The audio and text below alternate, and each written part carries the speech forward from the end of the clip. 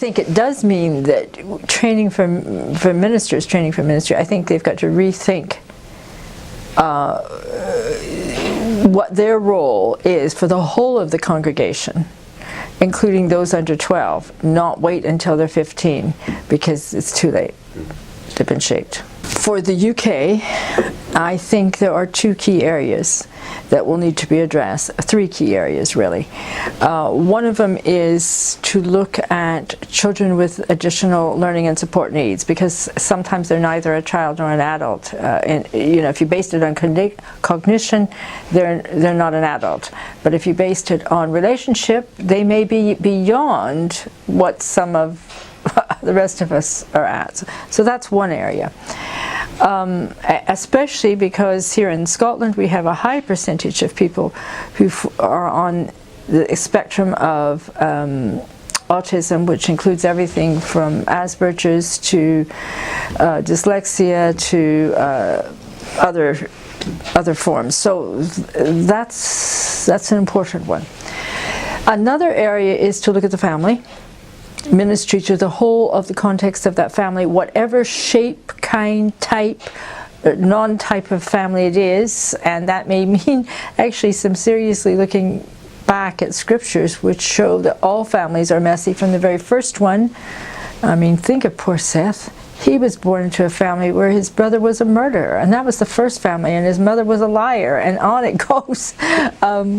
So if you look at the whole realm of that, so that tells us we have to look at family, but also how we present scriptures to our children, and much more honest presentations need to be made, I think.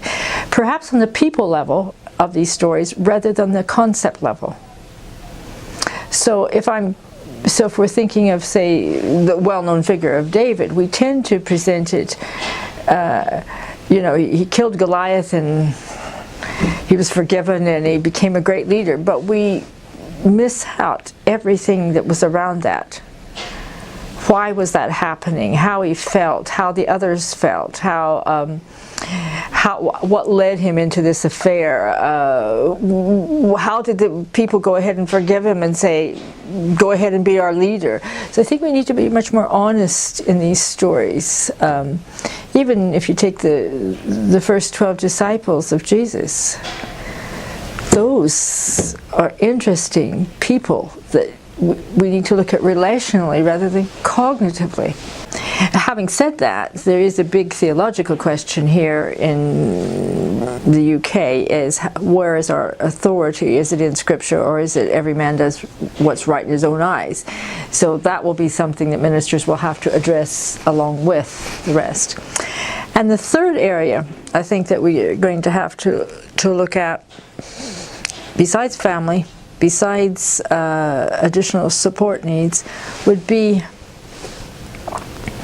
how do we relate in a global world in terms of need physically as a church, but also maybe what we can learn from other countries to teach us about how to relate or how to share or how to live with less.